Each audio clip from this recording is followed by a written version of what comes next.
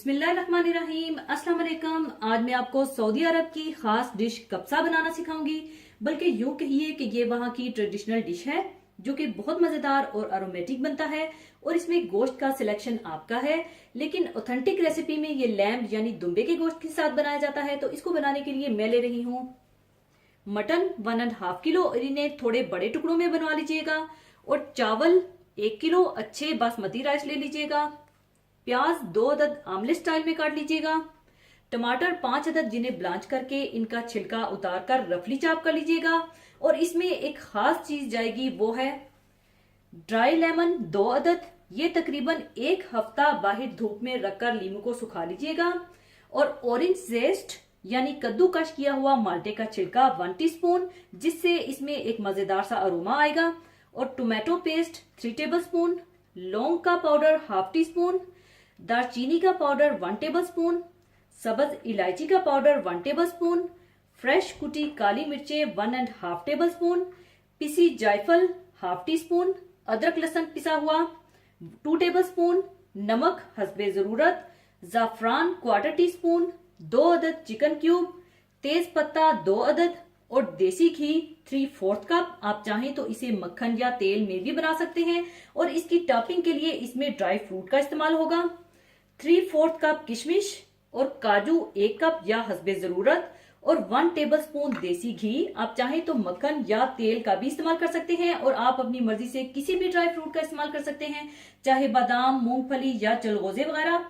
आपके पास जो भी घर में ड्राई फ्रूट अवेलेबल हो आप इस्तेमाल कर सकते हैं।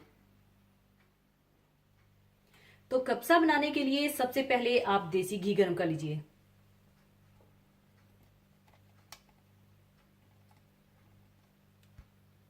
और इसमें आप डाल दें कड़ी पत्ता और प्याज डालकर गोल्डन फ्राई कर लें।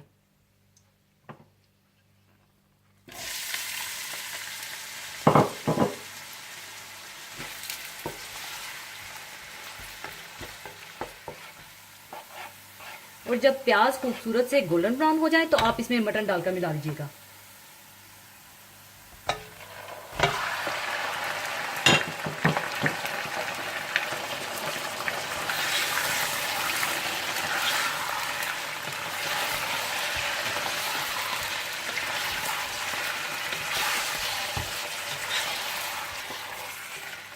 अच्छी तरह मिलाने के बाद आप इसमें डाल दें नमक,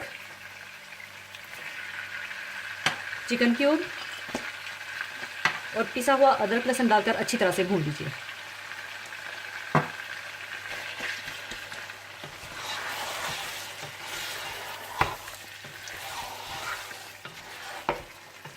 और जब मटन पर खूबसूरत सा गोल्डन ब्राउन कलर आ जाए तो आप इसमें ब्लांच किए हुए टमाटर डाल दें,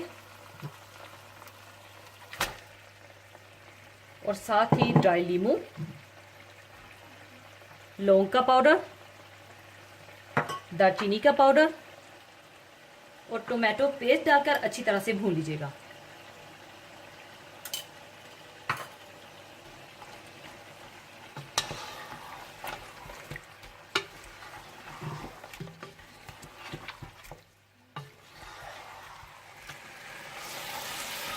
और जब मटन अच्छा सा भुन जाए तो आप इसमें इतना पानी डाल दीजिएगा कि जिसमें गोश्त अच्छा सा गल जाए और दोबारा से पानी खुश्क हो जाए।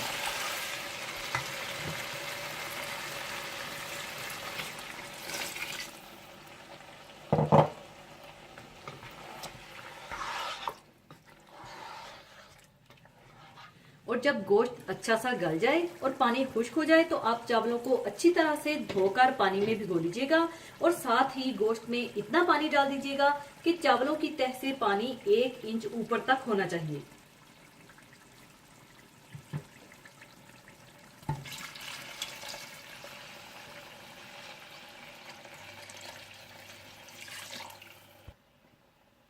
और साथ ही आप इसमें डाल दीजिएगा पिसी हुई जायफल, सब्ज इलायची का पाउडर, कुटी काली मिर्चें, जाफरान,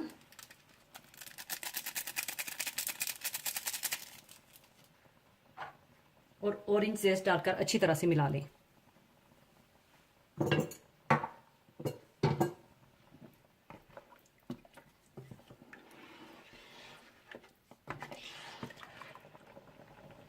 जब पानी में बॉईल आ जाए तो इसमें भीगे हुए चावलों का पानी निकालकर चावल डाल दीजिएगा और अच्छी तरह से मिला लीजिएगा और इसी दौरान आप नमक भी चखा लीजिएगा।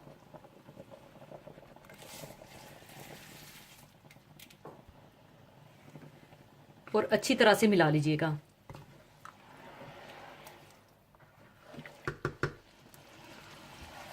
और जब चावलों का पानी खुश्क हो जाए तो आप इसे बिल्कुल हल्की आंच पर दम लगा दें।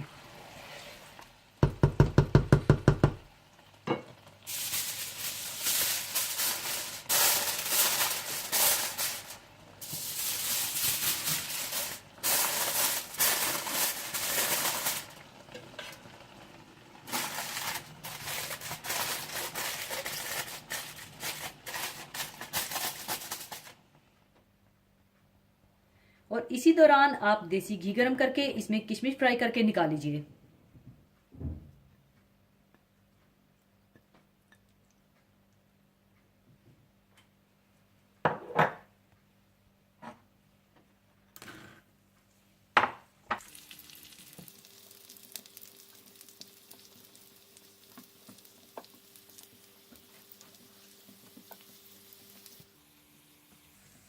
और इस तरह से आप फ्राई करने के बाद इसे निकाल लीजिएगा।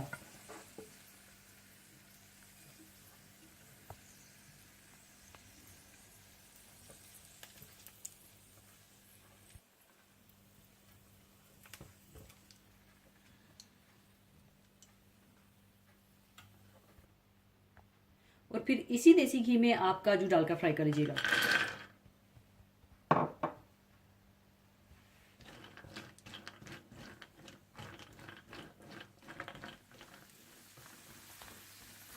काजू भी फ्राई करने के बाद इन्हें आप निकाल लीजिए और साइड पर रख दीजिए।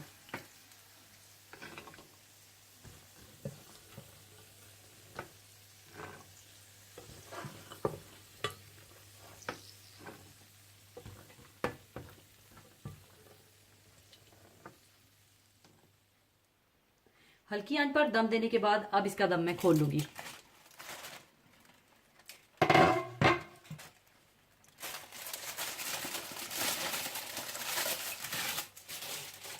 इसके बाद आप इसे अच्छी तरह से मिला लीजिए।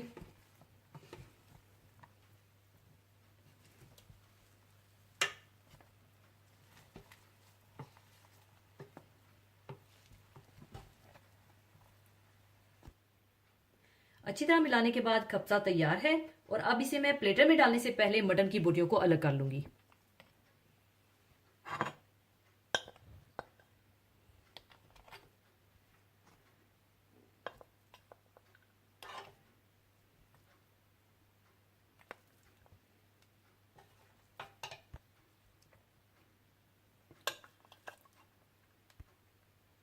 मटन की बोटियां अलग करने के बाद आप प्लेटर में चावलों की तह बिछा लीजिए।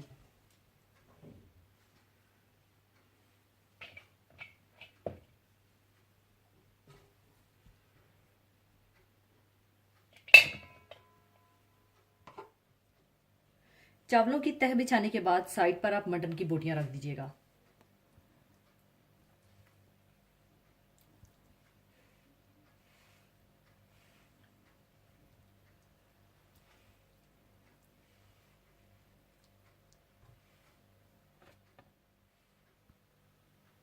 और एक साइड पर आप काजू और एक साइड पर आप किशमिश डाल दीजिएगा।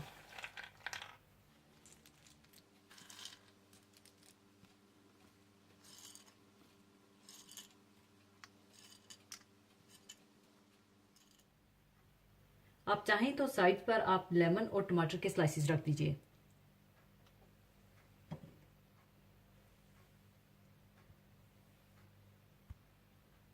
ऊपर आप चाहें तो हरी मिर्ची रख दीजिएगा।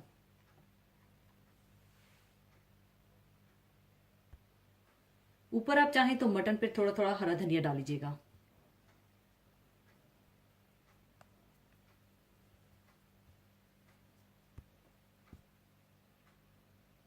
लीजिए, बहुत फ्लेवरफुल और अरोमेटिक कब्सा तैयार है। ना सिर्फ इसका टेस्ट मजेदार होगा, बल्कि इसकी प्रेजेंटेशन भी आपको पसंद आएगी। इसे आप अपनी खास दावतों में बना सकते हैं या खास मौकों पर बना सकते हैं या रमजान में अफ्तारी का हिस्सा भी बना सकते हैं। तो मेरी रेसिपी से जरूर फायदा उठाइए और बनाइए और मुझे अपनी दुआओं में याद रखिएगा।